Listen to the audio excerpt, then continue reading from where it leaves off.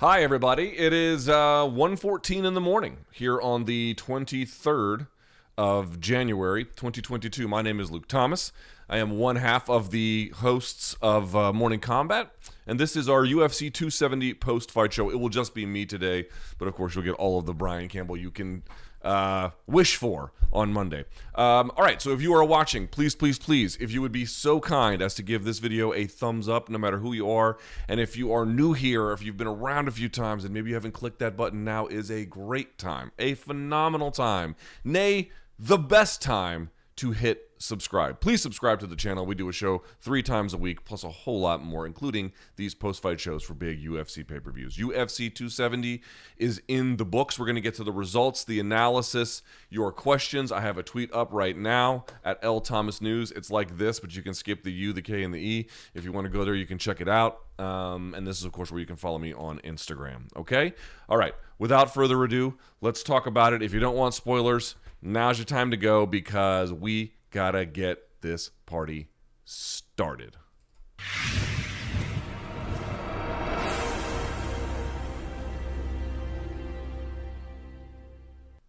All right. So subscribe, do all that good stuff. With that in mind, let's pull up this results, and I'm going to get to the numbers as I always do. So let me get that as well, because that is an important part of this show. All right. Here come the results. Let's do it. Up first, your main event. Of course, UFC 270 took place at the Honda Center in Anaheim, California. All right, in your main event, Francis Ngannou defeats Ciryl Gane. Incredible, right? Via unanimous decision. 48-47, 48-47, 49-46. I have not seen any of the numbers. I guess we'll take a look at those when we get them. But for now, what is there to say about this? Wow. Who do I start with? Let's start with the thing that stands out to me most about this fight. First of all, incredibly impressive for both guys. I think most fans can walk away and say that I don't know if either guy had their best showing. I think it was in some ways a pretty unexpected fight all the way through, especially in that 5th round. But in general, I think both guys gave you a lot of reason for confidence too, right? Amidst all their errors. Here is my producer. Okay.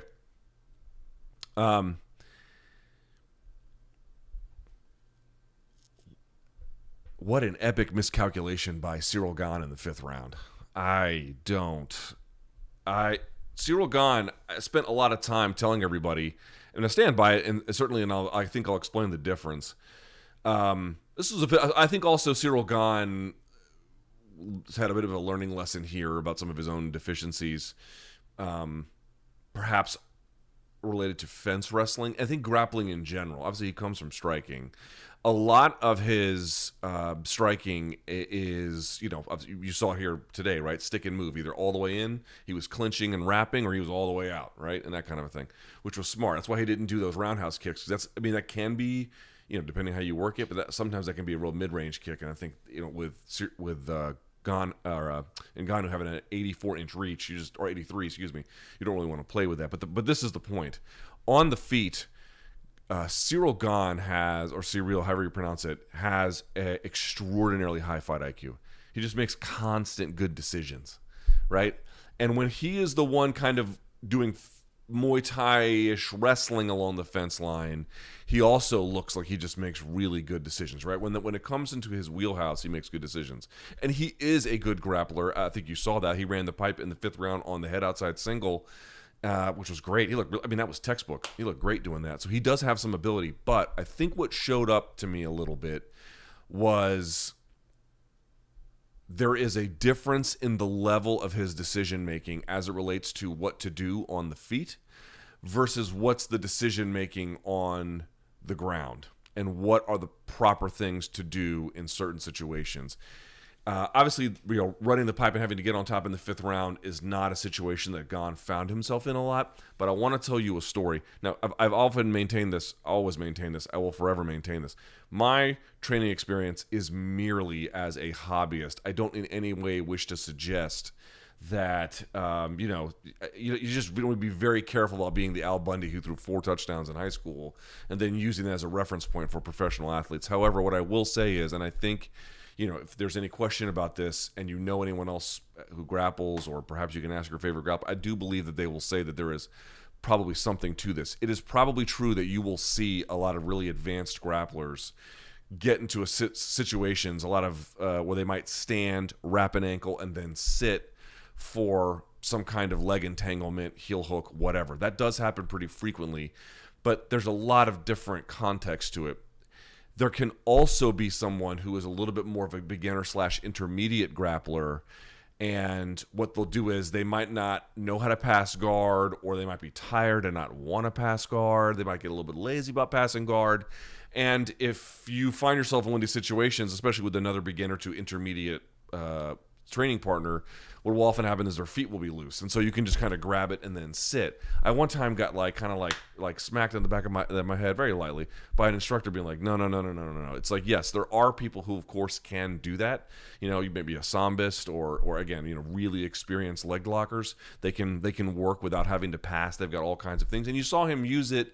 By the way, he did do something great where once Francis got to his feet, you saw him use it. He was extending to off-balance Francis, because if Francis can get on his feet and you can't raise the heel of Francis, the heel hook power goes away, but he was able to off-balance him. So he did some good stuff underneath there, but that decision to sit was epically bad. A giant miscalculation, and it seems to me it comes from the fact that the decision-making skills that he has earned for himself in these clinch positions and at range, they are very, very high, but that's because he has much more experience and he's worked through these kinds of problems in a much more ready way. That is clearly not the case on the ground. It seems to me that the lack of experience on the ground affected his judgment calls about what kinds of positions and attacks to pursue, and he punted basically on the 5th round as a consequence.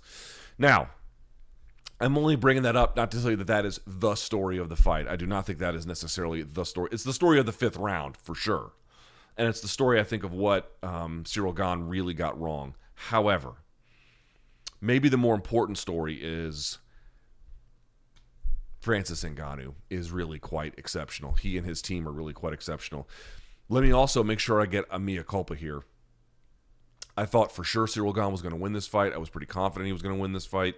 I think he was barely the odds-on favorite by the time the fight started, but whatever you want to say about that. I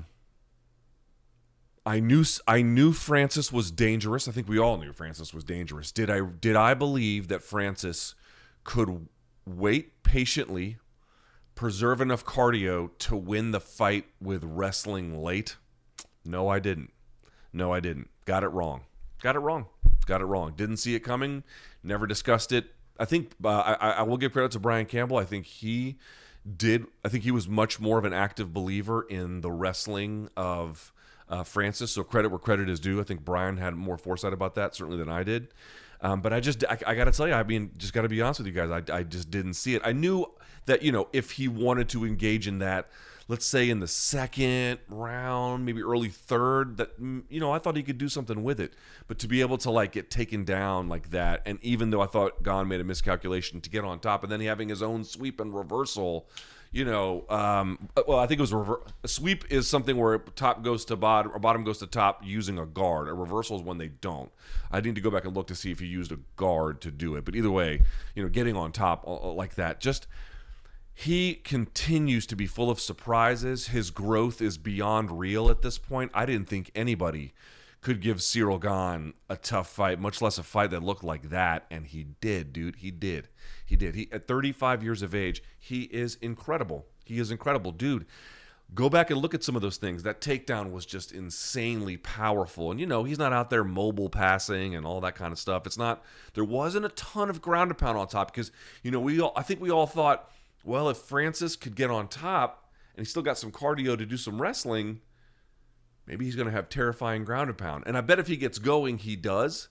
He didn't this time. Probably out of concern for losing Ciryl underneath, right? Ciryl was not so dynamic. You saw a lot of times he would allow the mount so he could drive a hand underneath and then kick him past with one of his own legs, throw him past him, and then with the arm, use it as an underhook to throw Francis by. But a lot of times it didn't work, or it kind of worked halfway, and he had to use a lot of energy to get out of it. But you just got to take your hat off to clearly all of the hard work that Francis has put in the gym to stay calm under pressure, to, maybe give away the first couple of rounds. Maybe the first, well, I guess he didn't according to the judges, but, you may have, I thought the fight turned in the third. But, I've always found it impressive, not just to beat Gane over the course of 5 rounds, but then you spotted him the first 2, so you had to win the last 3. He is a marvel. He is a marvel, man. I mean, this fight was kind of labeled, you know what? And including by Fernando Lopez, the coach of previously of both, but certainly of Ciryl Gane. They kind of made this fight out to be bronze versus brains, but that was a crude way to look at it before the fight, and it's certainly not true here after the fact at all. Francis, yes, of course, he's got the dim mock. He touches you and he'll fucking turn you into sand in an instant, right? I mean, Francis knocks people out and leaves their shadow imprinted on the octagon. I mean, he just vaporizes people. I don't know if his power is going to translate into the 5th or not, but in any case, I for Francis to not really use that somewhat, certainly as a threat, Dewey Cooper telling him to go to the uppercut and Francis doing it, that deterred, I think, some of Gane's initiation of exchanges on the feet. Like, I thought in the first round he was kind of in a little bit more of a flow before Francis really got cooking with some of the adjustments. And then when he got with the adjustments, then it was a lot more stuff at range, not quite as much with the hands. And to wait where you're even, you're still getting pot shotted a little bit, you're still getting jabbed a little bit, to wait on that and then find an opportunity with pressure, careful pressure, not to get lit up himself, because Gane does have big strike, athletic potential as well, and then to control the fight with takedowns. And then when he got the takedown, immediately reaching for wrist control once Gane got to an elbow, like the Dagestani handcuff, all that stuff. So understanding how to control the position and managing his resources and not letting Gane do anything but work off the defensive.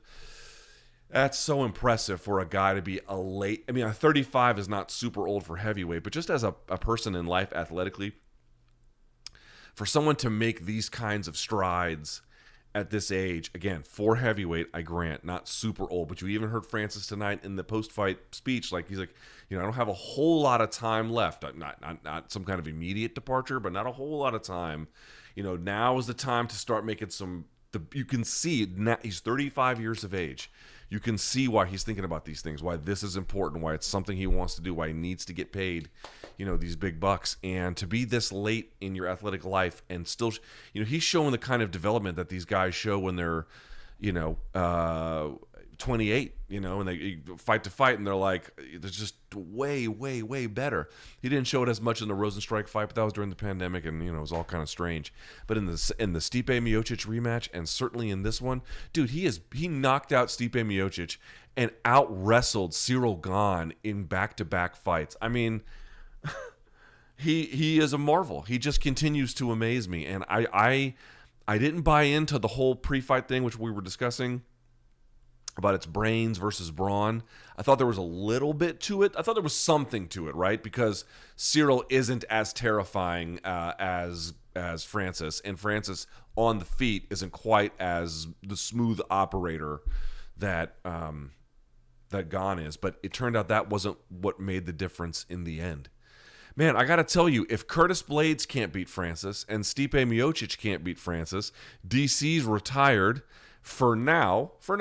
Ciryl Gane can't beat Francis. We'll talk about that in a second. I don't know who beats Francis. Got to tell you. Tom Aspinall looks like a great prospect, but he's got to get through Volkov, and that's a hell of a fight right there. Who the hell are the other people they're going to fight him? Jesus Christ. Who did they match that guy up with? Let's see. Who am I forgetting at this point? Derek. Okay, there's the Derek rematch, but no, wait. Is Tom fighting Derek, or is Tom Aspinall fighting Volkov? Who's fighting? Oh no, Derek's fighting Tai Tuivasa. That's right. So we got to figure out who that. But like, I know Derek Lewis beat him before, but that was, I think we can all grant, a very different Francis. Curtis Blades is sitting at 4. Volkov is sitting at 5. Rosenstrike already fought him, sitting at 6. Dawkins just coming off the Derek Lewis loss at 7. And after that point, I don't think any of those guys are going to touch. Who the fuck's going to beat Francis? I'm sorry I didn't see more potential for this pre-fight, but certainly got the wake-up call on this now. Let me look at some of the numbers if I can with this. Very, very impressed by. I got to say too, man. Did you guys hear the corner work? Did you hear the corner work with Eric Nixick in the lead, and then he's playing maestro here, and then pitching it to Dewey pitching it back, and then that's very coordinated. They knew exactly what the game plan was. They knew exactly what they wanted him to do. And they knew how to deliver it. But man, and also like with Nixick, dude, he's so good at like certain rounds where he'll dial it back for certain pieces of advice depending on the tenor of the round. He'll dial it up for other ones, and he knows, like, he doesn't like yell at you in between the 3rd and the 4th. He saves it between the 4th and the 5th, and he says it to him. We've been through so much. I believe in you. Like, dude, I felt it. Like, I know Francis had to feel it. I know he got taken down, but then showing that perseverance through it. You're seeing some of those same kind of grappling advancements, in a different way, but like with Israel Adesanya, right, where someone initiates something that looks kind of bad, but then they've got some kind of reversal through the process. Shows a comfortability with that. It shows, a certain degree of technical proficiency with those moments, those positions, and those exchanges. So, man. I think the only guy who can beat Francis, candidly, at this point, and until someone proves otherwise, in the UFC is Ciryl Gane. And I do think Gane, probably most folks will agree that, like, that was probably 2-2 heading into the 5th. He got the takedown. He royally messed that up. But showing all the other things that he showed, I don't know who's going to beat Gane either. Curtis Blades seems interesting, given what we'll talk about the John Jones thing here in just a second. Curtis Blades seems interesting now that it does appear that maybe we learn more about Gane not having. He had 100% takedown defense heading into this fight, and it looked really good in the moments that it was relevant. It just turns out there's a different level of relevant. Francis is much better. Those long arms allow him to get really good into position, a la John Jones. He's got that going for him, pretty well. And maybe Curtis Blades could make things interesting for Gane. I think that's an interesting fight to see what happens there. Who could come out on top? A big test for Ciryl Gane, given what we've seen tonight. Now, what about the John Jones thing? Well, I thought Ciryl was going to advance tonight and then even be better than John, and so certainly in being wrong about Francis, probably have to dial back that. But who the hell knows, because we haven't seen John, so maybe that's right, maybe that's wrong. But not really a relevant point of discussion. Obviously, Francis is the big one. So we're asking about in that heavyweight division who can beat him. But the one guy not listed there is of course John Jones. How would he do here? Could John put a pace on Francis where he lands a lot actively, right? He's what is John Jones really good at with his striking? John Jones excels at what I call single strike high variance. He does throw combos time to time, John Jones, but what he really is quite gifted at and very, very smart about is he'll throw side to side, high to low, punch to kick, knee to elbow. In other words, it's coming from all over the place, right? He's just pot shotting you, and they're accurate and they're fast, and they whip into you, and he's never really doubling them up, or sometimes he'll go same side, he'll go body head even standing, so like that. But you get the idea. It's a lot of single shot coming from all different places. Could he do that at range long enough to avoid big power, maybe clinch with him if he had to, and then kind of be on the run and really work his footwork? Maybe that seems doable. Could Francis take him down? Could Francis out wrestle him? I don't think Ciryl Gane's takedown defense is bad by any stretch. I want to be clear about that. Like, it didn't show up in the way that he needed it to for him tonight, but I don't think it's bad. Although I got to say, another thing that he did that I really didn't, when they go for the standing Kimura as like a takedown defense, you can go for the standing Kimura if you can step out and around and then use it to like reverse position. But if you've already got it over their back, and then you can kind of you can pull them into almost like a seated, like a pulled Kimura. But just locking up Kimura where you've got the grip, it's a power. I've said it before on this live chat. Why do people go for the 2-on-1? They call it the double wrist lock in catch wrestling. It's because it's a very powerful grip. Like, if someone gets it on you, you can't just wiggle your hand free. It's extremely powerful. And so when someone does it, it can like slow someone else down. They can't do a lot to you, but it's not, you're not going to reverse anybody good, anybody heavy, anybody strong like Francis. He sat for that shit too. I was like, I think a couple of times I was like, not great, to be candid with you. So there are clear issues there. Where was I going with Francis on this detour? I'm not so sure. Okay, let's use that as an opportunity to take a look at some of the numbers, shall we?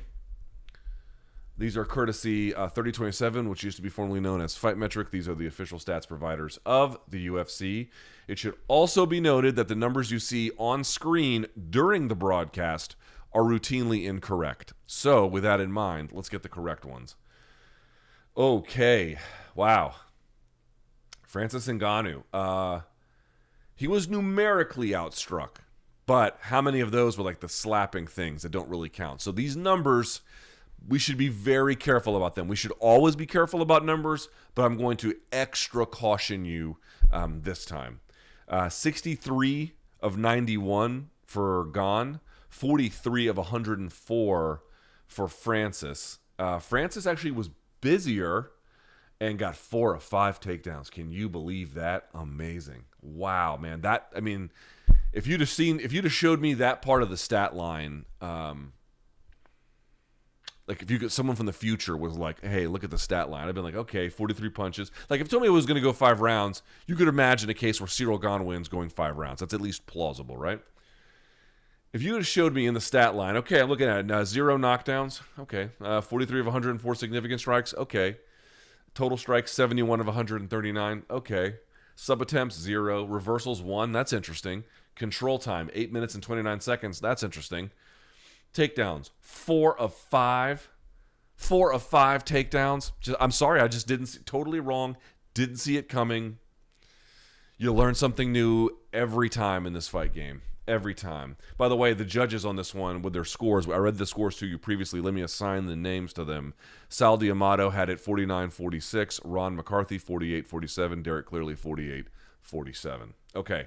Let's look at targeting. Francis Ngannou. Dude, this is a big part as well. How about Francis doing a ton of body work at range, not chasing the head of Ciryl Gane? A couple times looking for it, but I thought it was so impressive how Francis and his team you could tell they had worked on it. Dude, this guy's going to lean on you. He's going to move side to side on you. He's going to turn you. He's going to be hard to hit. But what will be there is the body. What will be there is the body. Always when you have an opponent that sticks and moves, look to see if their opponent has a clear game plan to the body early. Canelo against Erislandy Lara, Canelo against Caleb Plant. If he came out right away knowing, I got to kill this dude to the body if I'm going to have any success.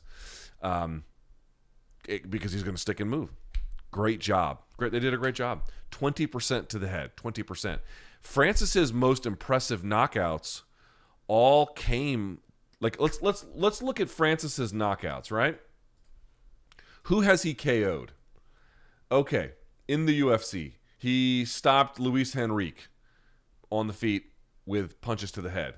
Curtis Blades, same thing. The Mihalovic guy, I think that was ground and pound, but that doesn't really count because that guy didn't belong there. He submitted Anthony Hamilton, so it doesn't count. Arlovsky, head punches. Overeem, head punches. Curtis Blades, head punches. Cain Velasquez, head punches. Junior Dos Santos, head punches. Rosenstrike, head punches. Miocic, head punches. In this fight, according to the targeting stats that we have here, where he only went 20% to the head, he went 48% to the body. He targeted half of everything he threw to the body, 30% to the leg. So understand that in this fight, even though Francis has the most terrifying one-punch knockout power we've ever seen, he and his team realized that's not really going to help us here. We have to be good enough. We have to be good enough to put together a game plan on our other strengths that uniquely fit the challenge of Gane, because going to the head, you can do it sometimes, obviously, especially with the uppercuts, but in general, he's going to be hard to find. And so they neutered themselves, so to speak, in terms of one of their greater strengths. Also, they could focus in on things that clearly Francis still has abilities in, but would you not say are necessarily the things that have made him, certainly not what got him here. Body punching is not what got him here. Going to the head, 1 out of every 5 things you throw, including anything with your leg, so all total strikes, 1 out of every 5, is not what got him here. Dude, that is extremely impressive that they did this. Extremely impressive that they did this. That is remarkable. That is remarkable. That you can take a guy, I don't know if out of his comfort zone is the right word, but out of the territory where he has done, matter-of-factly, the best work of his career against the very best foes he could have. And they didn't fight that way. They fought a different fight. That's very remarkable for a guy who, all the talk was about Gane, who hasn't been training that long in MMA, which is true. But let's not forget, it's not like Francis has been, he's a seasoned vet, I understand, but it's not like he's got, double-digit experience under his belt either. I don't think that he does. Not yet, anyway.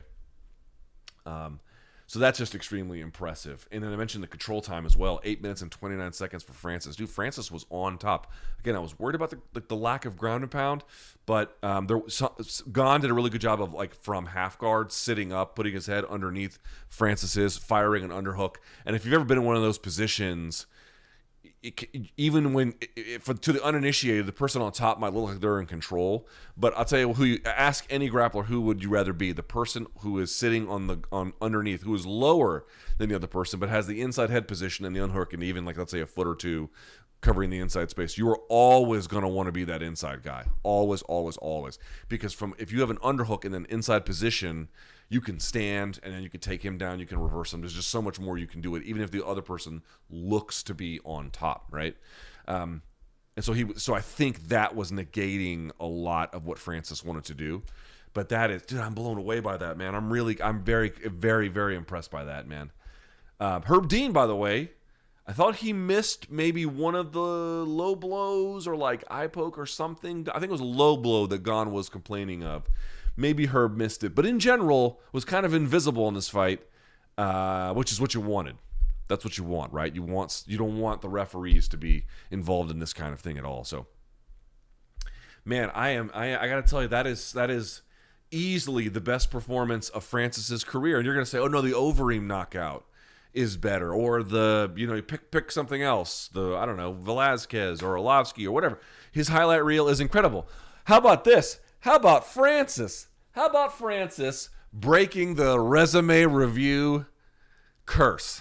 How about big old Francis blowing up the curse? Canelo, of course, blew it up and it didn't exist. But how about Francis blowing that shit up, huh? For some of you, this will be highly relevant. Probably the mouth breathers among you. But nevertheless, it will count. How about that? He fucking blew it up too. Caught me by surprise. Amazing that he's able to do this at this stage in his career, and that his team worked on this. I can't wait to talk to Eric. I hope I get the chance to talk to Eric Nixick about what the game plan is, because I don't have to go back and look, but they figured that out one to a T. Okay. I'm meandering. I'll come back to it. Let's talk about the co-main event. Deiveson Figueiredo defeats Brandon Moreno 48-47, 48-47, 48-47. Unanimous decision. He now claims back the belt that Brandon Moreno took from him. Fair and square, but now Figueiredo takes it back. Fair and square, depends on your view. I thought scoring would have been all over the place. I thought Figueiredo did a little bit more. That fight I also thought could have been 2-2 heading into the fifth. I thought he did a little bit more in that fifth round. It's amazing how it often comes down to that between these people. And I thought that made the difference. I thought it was just a little bit ahead, and it looked like the judges agreed. Now, I've not seen the scorecards to know exactly how they did it. I will try to look and see. I got to find that. I'll see what I can do about that, but you get the idea. Okay, what's the story of this fight? Fair to say, Figueiredo had a better game plan. Brandon Moreno acknowledged it, said as much in the post-fight interview with Joe Rogan. By the way, anecdotally, for whatever it's worth, I didn't see very many complaints about Rogan and DC tonight on my timeline. Usually I see a fair amount of complaining, and, it's Twitter. People complain, which isn't to say that the complaints aren't correct, time to time. Time to time, of course, they are. But anyway, I didn't see hardly any of that tonight. But okay. It looked to me like the wider stance and the leg kicking, which was probably Cejudo influenced, played a big role. Not brawling as much with Moreno played a role. I actually feel like lowering the amount of offense played a role. The first two fights were electric because there were so many moments where the shit was just dialed up to 11. And I think Figueiredo has had a style up to this point where I said it before, he's got a good clamp. You see, the really good grapplers in MMA aren't the ones that necessarily have... There's a certain kind of skill that guys have to get a bite on something where their initial attempt to grab a submission, a lot of folks have to grab it and then work their way into it. And that can sometimes just be a circumstance situation. But some of the better ones are the ones that have a good clamp. Charles Oliveira has probably the better clamp. He might even have a better clamp than like Demian Maia. He's not a better grappler than Demian Maia, but he's got a better clamp. And Figueiredo's got a great clamp too, right? With his legs and with his arms. He can just find a submission fast. And he wasn't pulling the trigger with that as much. He wasn't trying, and the instincts behind that too. Like, clearly what Henry told him was, okay, what are you good at? Let's do those. But let's do those in a more calculated, systematic, programmed way to the extent possible. It's a fight. It's chaotic. Things are going to happen. But to the extent possible, let's bring this back. Now, I wonder... Normally I would go to the stats a little bit later, but I wonder if the stats back that up in terms of aggregate volume. I've actually not looked. So let's see what they actually say about this. Because if I'm right, there should be a little bit less volume across the board, I think from both of the three fights. Well, the first two, the second fight didn't go very long. So I guess between the first and the third. But let's see. All right. So this fight, 105 significant strikes for Brandon Moreno, 86 for Deiveson Figueiredo. But, and this is a huge difference, 3 knockdowns. That is, it's going to be hard to win fights getting knocked down 3 times in a championship contest. And if we look at, so we got 105 to 86. Okay.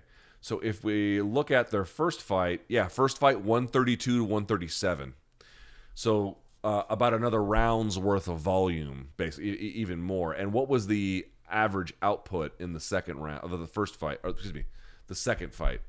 So Brandon Moreno, 25 strikes landed, significant strikes in the first round of that one, then 10 and then 12.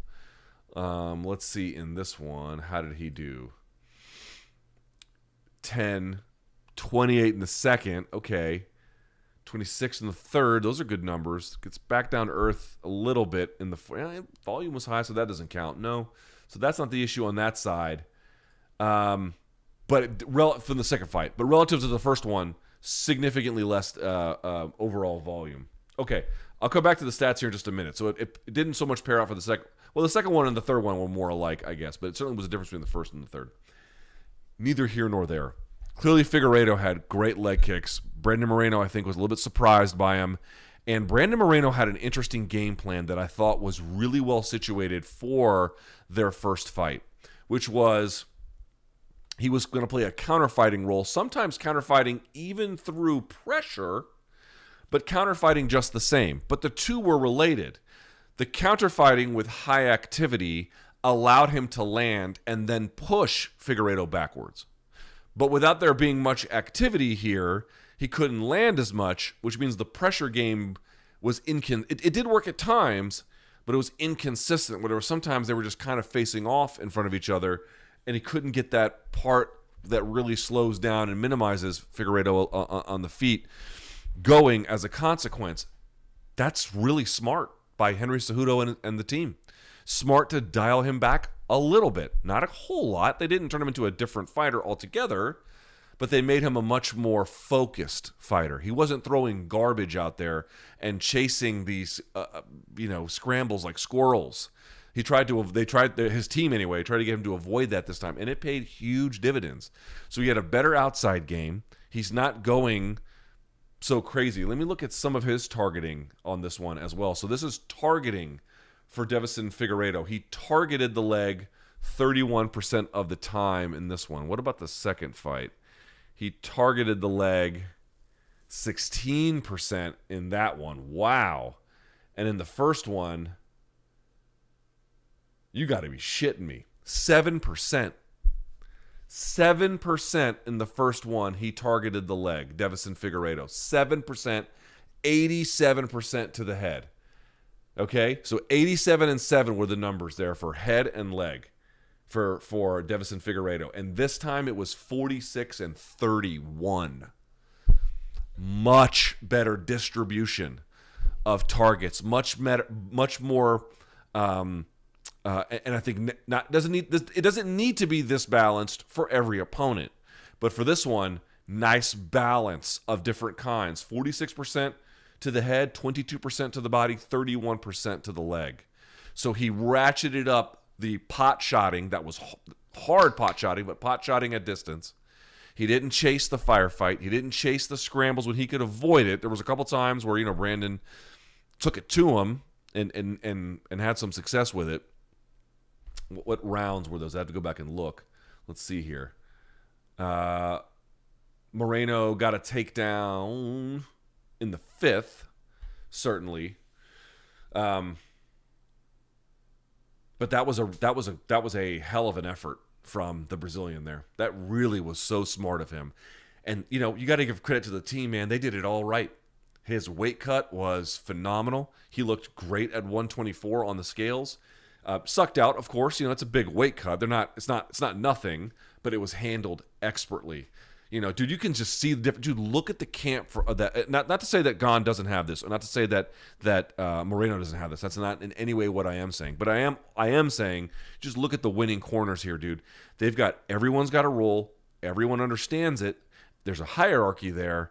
The fighter has a game plan. He has an objective. Everyone knows it. Everyone understands it, and they execute and then make adjustments on as it proceeds. And it's very structured and very ordered, and it has to be, given how chaotic this is. So the question you have to ask yourself is, if you're one of those trainers or those coaches, is, okay, we can get this whole process dialed in, but do we have the right idea about what works? Sometimes they do, sometimes they don't. Dude, they did, and they executed it to perfection. How about these guys? Deiveson Figueiredo, 34. Francis Ngannou, 35.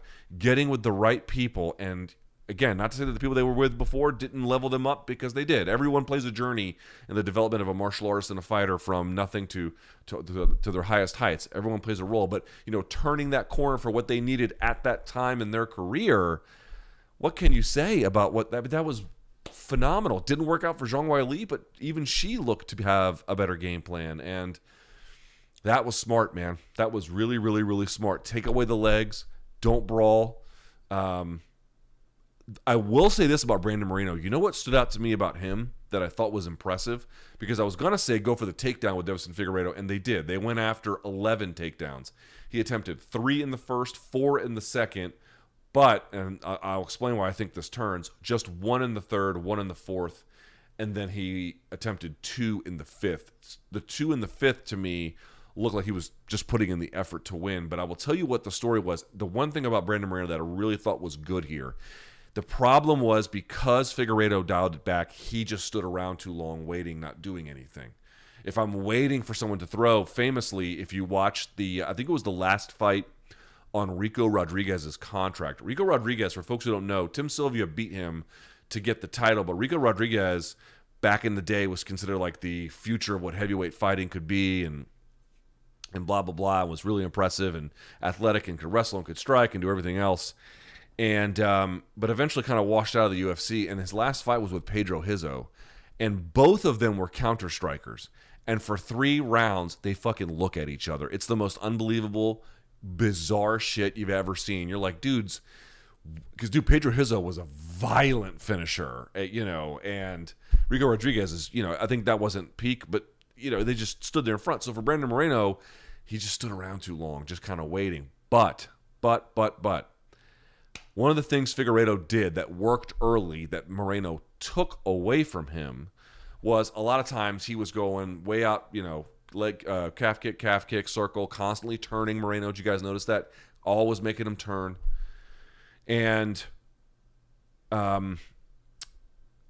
what he would do is, I'm trying to think about exactly how I want to say this. What Figueiredo was able to do initially was throw through a blitz and then get some response from Moreno and then get underneath it. So he was waiting for either responses or combinations through responses, and then he was trying to get underneath it, and like every time though, right? Like really put doubt in Brandon's ability to blitz with combinations and move forward, because that's how when Brandon's busy, he's better. He has to counter strike to be busy, but when he's busy, he's good. When he's not, it's a little bit harder for him. So, but what I noticed with the takedowns were, at first that was working really well, where it was really offsetting Brandon, and then he goes from defending it where he's able to either get up off the bottom or whatever, to now he's kind of neutralizing it and then separating, right? Because he knows it's coming now, so he's adjusted for it. You can see him. So what he would do is he would throw it and then immediately fire an underhook before he could even see a level change from Figueiredo, knowing it would be necessary, and sure enough, he was right. It was. Right, so that was really smart. And then he went from like getting off of his feet to like defending it to neutralizing it to then he was the one, he would throw, block the takedown, and then he would throw on top of it, and that completely dissuaded Figueiredo in that third and fourth round. Again, by the fifth, the fight got a little bit more opened up, but you get the idea there. Very, very, very impressive by Moreno to encounter something that was initially trouble for him. Not really take it away, but then actively to take it away as like a threat to yourself, but then actively deter him and make him even like stop doing it. Not completely, but a lot in any kind of concerted way, by virtue of how you had really adjusted well to that. Very, very, very good work from Brandon Moreno. And again, this was a fight where afterward Figueiredo says, let's do a fourth fight, and let's do it in Mexico City. No team, no pair has ever fought 4 times in UFC. It happens in boxing a little more regularly, but it's never happened in UFC. I can't think of a better time to do that than this.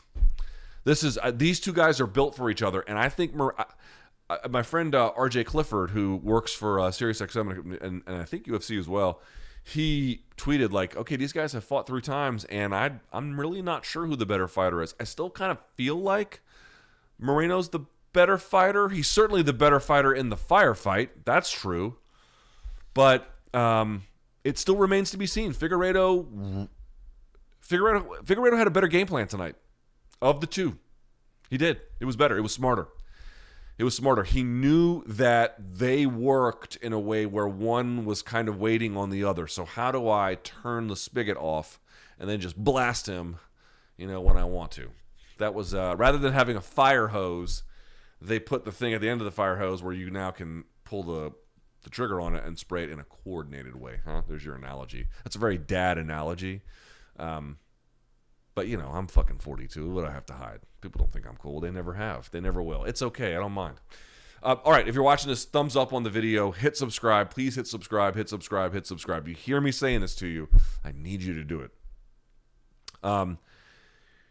The power difference. Joe Rogan, or maybe it was Cormier, I can't remember who. One of them said they thought that Moreno hit harder than Figueiredo. I don't think that's true. I think that Brandon is better, as I indicated, in the firefight. He likes the heat of the moment. I think he's got a better chin, even though he got knocked down. Now, some of those knockdowns were from one of the knockdowns was from the leg kick, I think. Again, I have to go back and review it. But they were big punches too. But I just mean to say that Brandon Moreno is durable as shit. I think that Figueiredo hits harder, and so Brandon was eating harder punches. I think Brandon hits plenty hard. Don't misunderstand me. I'm just saying I think Figueiredo is a little bit more of a power puncher. But I thought that Brandon's punches, it was weird, right? They were having this effect where it would look like Figueiredo would go ooh, like slow motion for a second and then kind of pick it back up. It was, I didn't know exactly what impact they were having all the time, but dude, it's if you're giving up 2 takedowns, that's not super detrimental. But the 3 knockdowns, and then 2 and almost a half minutes of control time, you just can't do it. You can't give it away. And again, here's that stat line. If you had showed me, okay, Figueiredo's going to land 95 strikes, he'll go the distance, he'll get 2 of 11 takedowns, I'd be like, okay, it's a little surprising, but not that real. No, that's actually pretty good. That sounds about right. Blah, blah, blah. Oh, he'll get 3 knockdowns. I'd be like, 3? Fuck. That's a lot for a guy who Moreno ran through him last time. Impressive. That's impressive by him. To be able to really fine tune. Like, if you think about it, they changed his stance a little bit. They widened it. But did they really reinvent him? They didn't, right? Like, they took what he's good at, gave him a couple little extra dimensions, and cleaned it up, and then sent him back out there, and he executed. So for Moreno to beat Figueiredo, you could say he got pretty close tonight. True. But the thing that really slowed him down was the waiting, and so therefore the relative inactivity. And as a consequence, he's going to have to find some kind of way to create more openings. If you guys know my work, then you hear me say it all the time.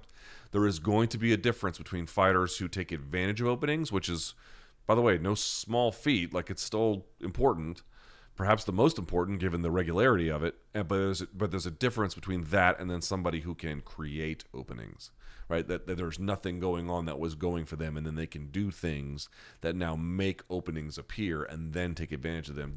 Those are the ones you got to be really, really worried about. If Moreno can advance to that gear, and every indication is he seems like the kind of guy who can, but the question is how fast and blah blah blah.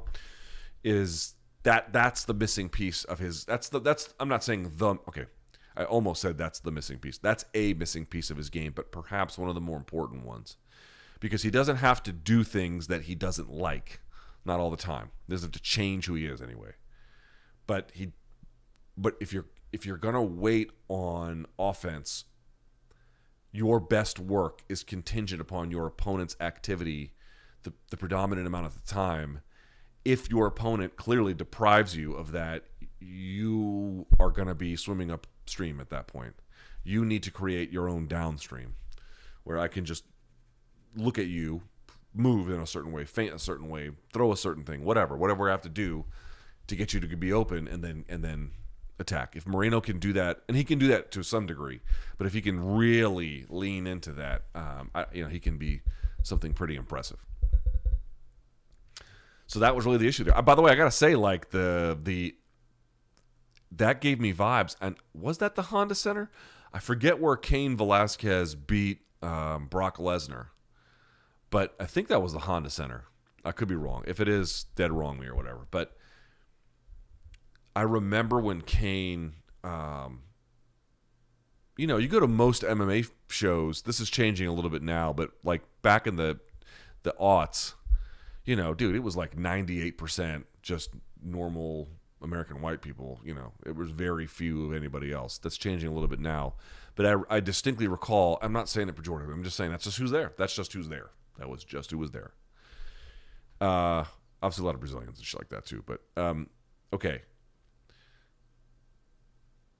I remember when Kane beat Lesnar, that was the first time you looked in the audience and you had never seen that many Hispanic fans out to see at a moment in MMA, for the UFC anyway, like in the United States, not so much in another country, but certainly like in the United States at that point for a Hispanic fighter, right? That connection between the Hispanic market that's here and then the Hispanic fighter. And granted, Brandon Moreno is from Mexico, but this was in the United States.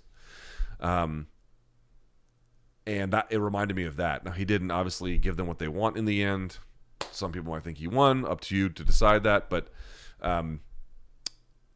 that reminded me tonight. And I do think it was smart of them to put this fight in LA. I think that was a good call by UFC. And by the way, in the California Commission, for the most part, they got pretty good judging. I know some folks probably agree with this call because Brandon Moreno is extremely well liked, and it was close. But you got a great team of officiants for the most part for this. Frank Trigg out there doing some interesting work as well. So if you have a question about this, we'll get to it. All my tweets. How long have I been going for? Jesus Christ. Pretty long. Okay. On the rest of this card, I'm not sure what to say. Michel Pereira defeating Andre Fialho, 29-28 across the board. I don't have much to say about it. Said Nurmagomedov defeating Cody Stamann. Man, Cody Stamann's a very talented fighter, and I think he'll want this one back. He gets submitted guillotine choke 47 seconds into the first round. I think he'll want this one back because while Nurmagomedov was slick to sneak the arm behind him in the scramble as Cody got taken down, so then he begins to sit up. As he sits up, he puts his ear like a head outside single or head outside double to Nurmagomedov, and Nurmagomedov snakes his arm in transition around. So, Nurmagomedov was slick with it, but at the same time, maybe I think if you talk to Stamann, and I haven't obviously, but I have a feeling that he would probably say he wants that one back because he didn't need to get up that way so quickly. And then Michael Morales defeating Trevin Giles. Trevin Giles making some interesting choices that I just didn't understand, galloping into Morales and then throwing a punch kind of far away and missing, and then just getting chewed up on the counter.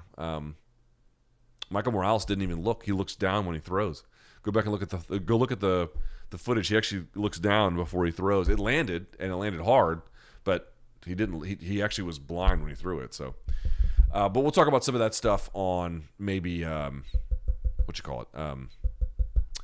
credit. All right, let's see what some of your questions are, shall we? Who do you think John Jones gives the hardest time to at heavyweight? Stipe, Gane, or Francis? At this point, I guess, again, before tonight, my answer was Gane. I need to see what kind of retooling he does with his grappling and his wrestling and some of the decisions around that. I guess it might be Francis. I've been wrong about Francis, and so probably Francis. Yeah. One thing about John makes good fight decisions too. He has high fight IQ. You notice he didn't really brawl it out with Thiago Santos. He didn't really like the big punchers. He kind of stays away from. I think Francis could give him some interesting problems. Maybe John's more competitive than I give him credit as well. Certainly, that can obviously be the case. While he won, I don't think Francis raised his popularity very much. Doesn't have much more bargaining power than before. Viewership weigh-ins, press conference did better than 260, but not as much as Usman Izzy. Yeah. Maybe he didn't do a lot. He didn't have a performance that is going to be memorable in the kind of way that I think perhaps UFC might have hoped if he sticks around, or that maybe even he would have hoped. Like, it wasn't this dramatic knockout, right? They're not going to make a lot of NFTs except for maybe anything but the slam that Francis had. But at the same time, remember, the New York Times did a huge article on him. ESPN, the magazine, did a huge article on him. You know, he was on The Daily Show. Celebrities are shouting him out. Even though he didn't look like super amazing in terms of like being entertaining tonight, he made good on the promise of a win. That counts for something when you do these kinds of, when you get these kinds of press exposures, these media cycles, they do count even with a win. And again, dude, it's not like he doesn't have a good highlight reel outside of this fight. And also, again, dude, people aren't going to buy a John Jones fight. Like, I know what your point is. This was not the kind of thing that makes me want to like see by itself doesn't want to make me see a Francis Ngannou fight. But dude, are we really going to say Francis's fights fucking suck? It just wasn't his like most exciting fight tonight. No. But here's the thing. If you're an insider, if you're a hardcore fan, if you know better, then I don't think I'm the only one saying this tonight. I bet you that other people are saying it tonight too, which is, okay, maybe this isn't the kind of performance that gets the crowd on their feet. But it gets the insiders to go, yeah, Francis is fucking good. We can remove the most dangerous part of his game and still beat the most dangerous threat. Wow, man. Wow. How the fuck are they going to beat this guy? They're not going to... They're going to have to wait till he dies of old fucking age and then do Weekend at Bernie's to get any shot, based on the way that he's beating motherfuckers these days. It's just unbelievable, So your point is, I understand it. I saw John Nash tweet that like, this will ruin his bargaining power with the Fury fight. I mean, I don't know what bargaining power he would have if they can end up even making such a thing. But I got to tell you, I'm a big believer that they could sell the fuck out of that fight. Even with tonight's performance, I got to tell you, they would, dude, again, Francis's highlight reel, his status, they would find a way. Even if John is declining, I think this fight shows he has a better chance than I thought. I would agree. We'll have to see. No one really knows how John's going to look, but I will agree. The idea that Gane and Francis are so lights out dominant that John couldn't hope to compete is pretty clearly not true. Or so we think. Is this a problem for Gane now in that other people will be able to take him down and make him do dumb stuff, or was that somehow an Ngannou thing? Could be just an Ngannou thing because it was a training partner scenario. That could be true. I think we'll have to see. There's no way to know. You're right to think that he could have quirkily done it with a guy he knew really well, and so that threw him off in some kind of weird way. That's possible. We'll have to see. A Curtis Blades fight would be very telling. Very telling.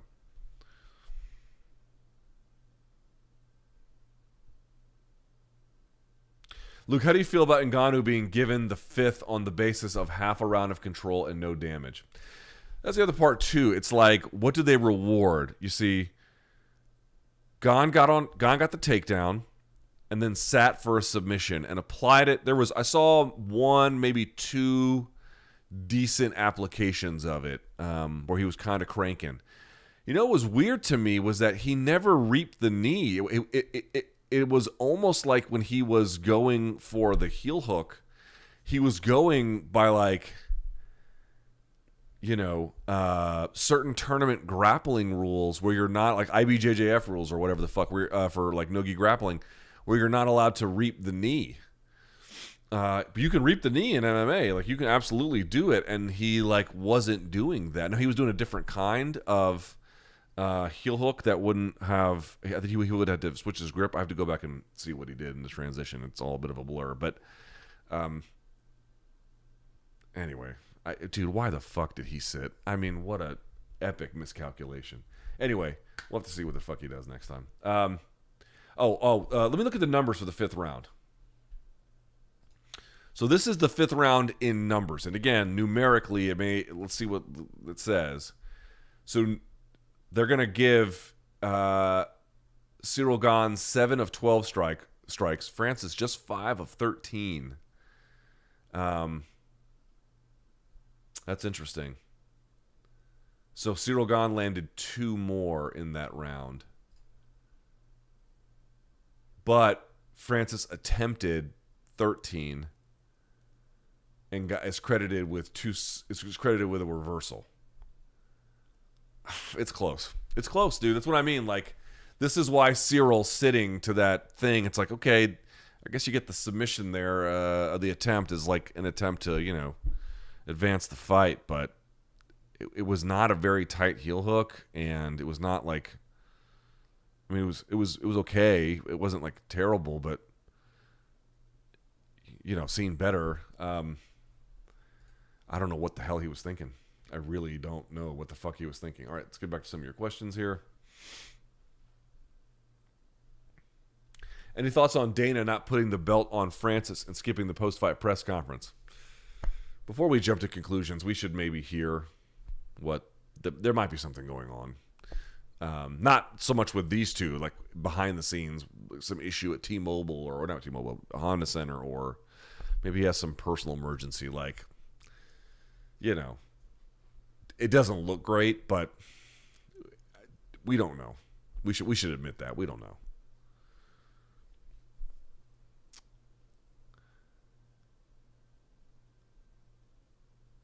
Someone says, if you didn't know, Askarov and Pantoja were injured, not ready. Feel like Moreno needs a win before a fourth. That's fine. That's fine. And they couldn't really go to Mexico City anyway because of COVID bullshit. But that's fine. I'm not saying like the fourth one has to be next, But, if they ended up like, I don't know, Pantoja gets the next one and Figgy wins and then Moreno beats Askarov in some kind of rematch, I wouldn't mind a fourth. How about that?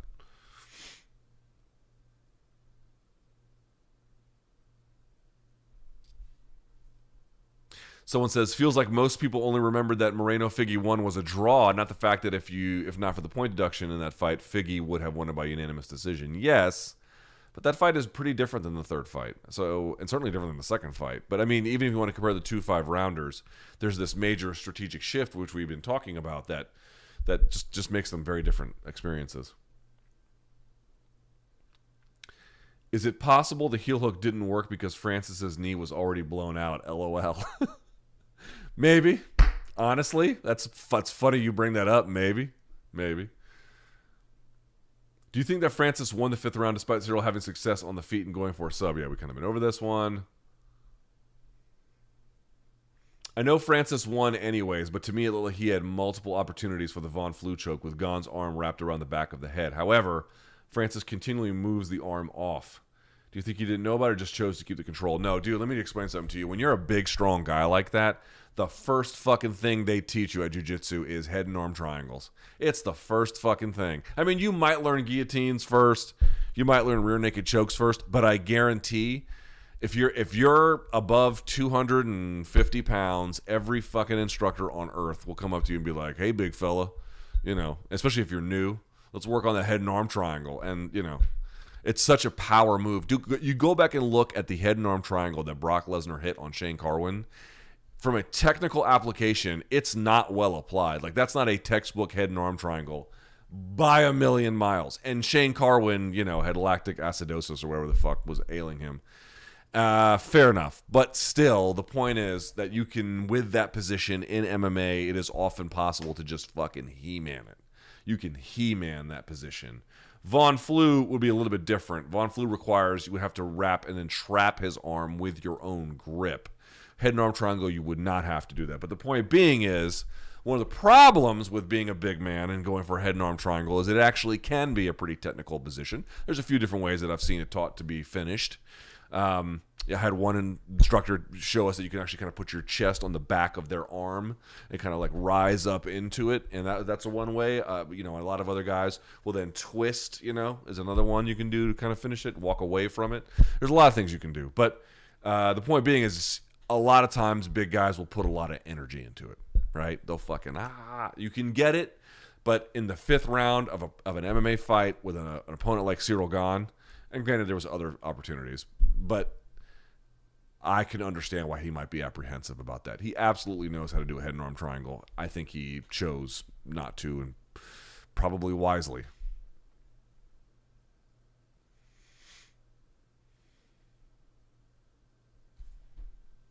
Tell us how weight and size is considerably more important in grappling than striking. Francis has improved technique, but this is exactly how to beat somebody when you've got size on them. Yeah, dude. Gane's size is good because he's still big enough to handle himself, 247 or so, to handle himself when he has to in the clinch and, to an extent on the ground as well. But obviously he's lighter. He's like a tight end. He can kind of move. He can dart. He can get in and out. And he's bouncing, right? So he gets to manage his resources that way. But the problem with that is if you lock up with somebody bigger than you and they're strong as fuck, you are giving up. He gave up at least 10, maybe 15. Cormier thinks 20 pounds. Man, 20 pounds with somebody who knows how to use it, it's like being trapped under a sheet of fucking ice. Ha. It is terrible, bro. It is terrible. There's been times where there's this dude we got paired up with, I used to train with all the time. He was well into the 300 pounds and technical. And, you get underneath him in side control, and sometimes the fucking coach would be fucking around and would put a 9-minute round on the board. That's a long 9 minutes, bro. Let me fucking tell you. That's a long 9 minutes. It's there is not a lot of air under there. It is absolutely fucking horrible. And the guys who are good, who was it who taught me this? One of the great things that was taught to me was, and there's different ways to execute this, but let me give you an example. How do you put your pressure on top? If you've never trained, you cannot appreciate this. But people talk about certain people's crushing power. You guys hear me all the time talk about shoulder pressure, right? If you can shoulder pressure your way into someone, you can make them look away and immobilize the top of their spine, and then you immobilize their waist, you can pass them. It's extremely painful. Bernardo Faria, that's one I always talk about. He showed me his shoulder pressure once, and I thought my jaw was going to shatter into a million pieces. It was so painful. I couldn't believe how fucking hard it was, right? And that's when imagine I think he's even smaller than me. So imagine someone like fucking Francis being on top of you. It must be hard as shit just to get that underhook. And I was telling you before, where would you rather be, the inside guy or the outside guy? If you're sitting up, you got the underhook and you got your head underneath.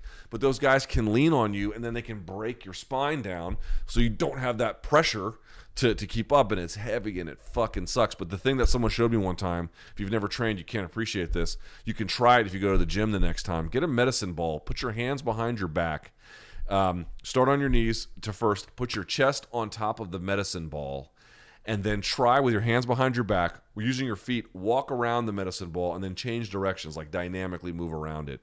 And you might be asking, where should you be positioning with your chest relative to the medicine ball for this drill to make sense? And the answer is you need to press the medicine ball where it actually hurts the most on your chest.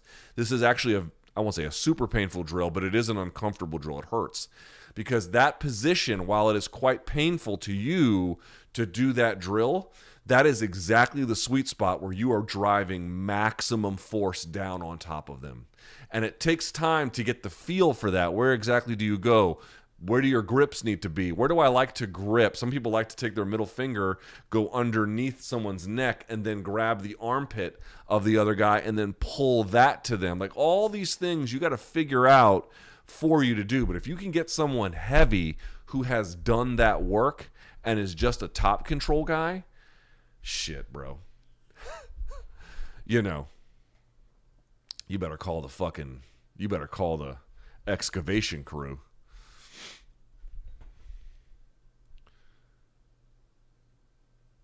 Where's Francis on the heavyweight GOAT list? Brian Campbell believes with a win like this, he can set himself up for a path towards GOAT, but he's not quite there yet, even though he did beat Stipe and blah, blah, and then beating Gane is just extremely impressive. I don't know. On the journey I think we'll know when we get there, but we're not quite there yet. Does it make sense now if Francis and the UFC make up to run it back with Stipe? Is that where the market is, or is the market with the John Jones fight? I tweeted about it before the fight, how I couldn't believe how I knew Stipe would not be the focus of discussions around this week or about the possibilities of what was going to be in the future. Okay, fair enough. but he was fucking invisible in discussions, which I thought was strange. And but telling. I think the fan base kind of soured on him a little bit, to be honest with you. So not like as a person, but as somebody who like they're clamoring to see.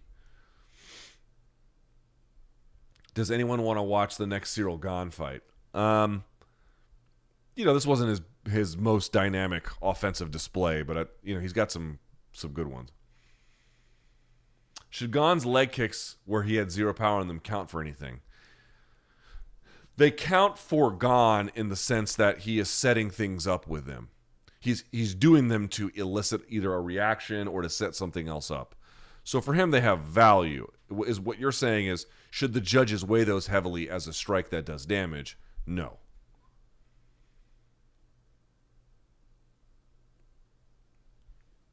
What is left for Francis at heavyweight if John Jones doesn't get the $10 million he wants to fight Francis? Well, John's not going to get the $10 million he wants to fight Francis, although despite my many differences with John Jones, and they are aplenty, I'd certainly agree he does deserve $10 million and a lot more than that for his fights. I don't know. I don't really know. This is why a potential boxing match versus Fury, I don't want to see that now. Bull fucking shit. If they can make that happen, that would do gangbusters.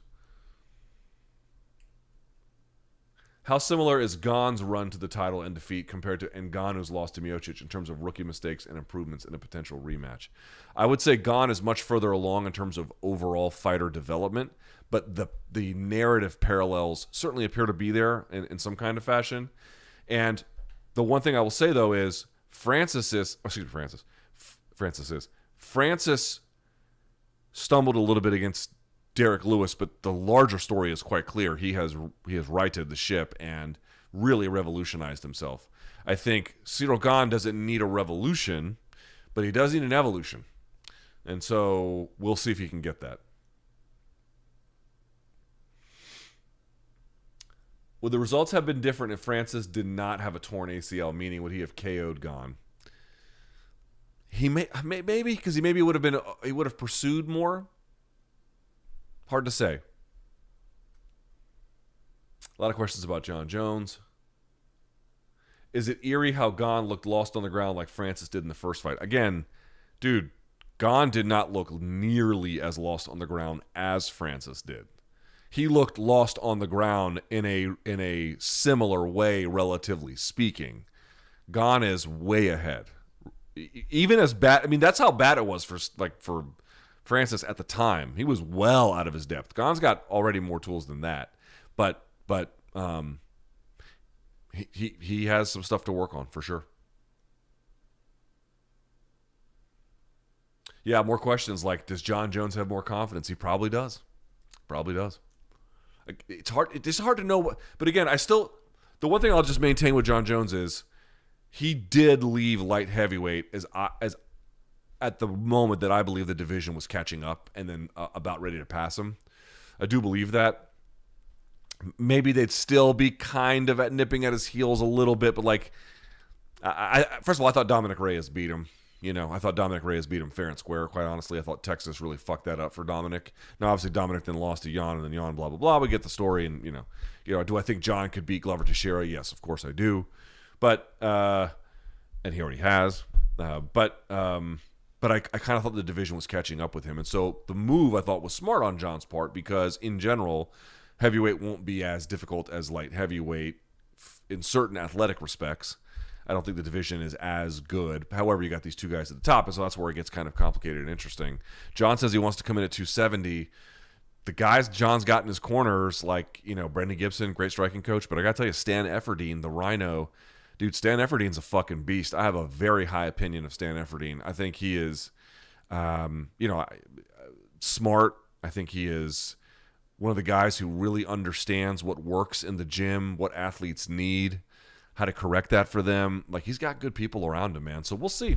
I will say, I've been a little bit poo-pooing John's thing. To wrap up here on the point, the one thing I will maintain is that I do think the idea of preordained greatness is still as automatic, is still just premature.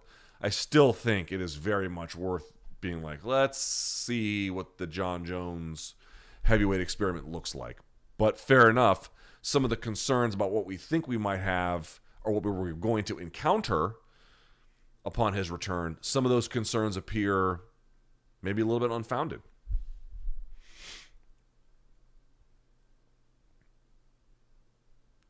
As impressive as Ngannou's performance was tonight, can we agree boxing would be a terrible idea for him?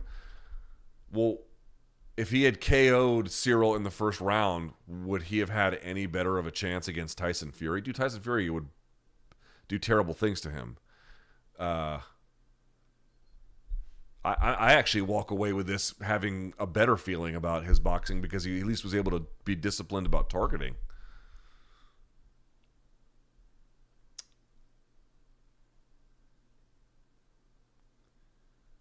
Again, questions about the GOAT. What do I think of Henry's tattoo? I didn't see it. Someone says, I had Gane 1, 2, and 5. I think that's fair. The slam was insane.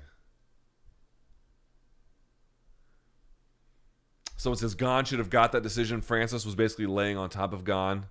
Yeah, again, I think 49-46 is ridiculous. I agree. I don't see 4 rounds for Francis. I think he won the fight rightfully, but I don't think he won 4 of them. No. Do you think UFC was happy with Rogan mentioning boxing? They might have asked him to do it, to be honest with you, for headlines, for ESPN's sake. Like, they're often, I'm not suggesting they tell him what to do. I don't think anyone tells him what to do, but they are suggestive. Yes.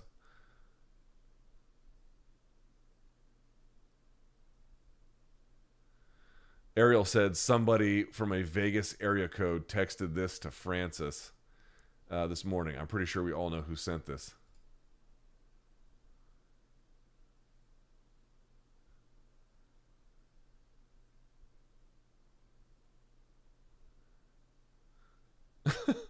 Is that real? That can't be real. That can't be real. That cannot be. Is that fucking real? That cannot be real.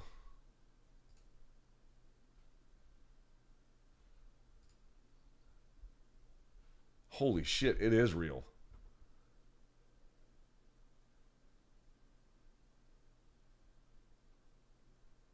Wow. Well, this is from his manager, Markel Martin. I'm sorry for sort of like mouth breathing on the air. This is the manager of Francis Ngannou. So someone with a 702 area code, he doesn't say who. The number is blocked out but for 702, which suggests Las Vegas. Quote, let's see who gets the last word after tonight. I'm just going to read what it says. You dumb black bitch. This is the quote. The fact that Francis would ever listen to you lets you know how much of a dumb piece of shit he is, too. After this, you will go back to selling suits at Nordstrom, you fucking moron. Wow.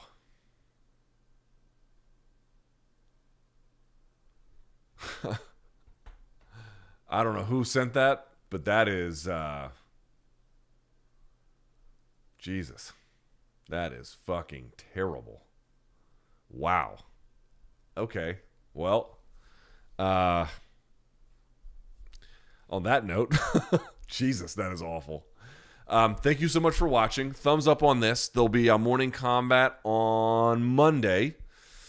And yeah, what did you guys think? What was the standout thing to you? What did you agree with what I said? What did you disagree with what I said? Post a comment. Let me know. And yeah, you want to email me? You can email me lukethomasnews@gmail.com. It's 2:30 in the morning. And with that, bitches, it's time to get some sleep.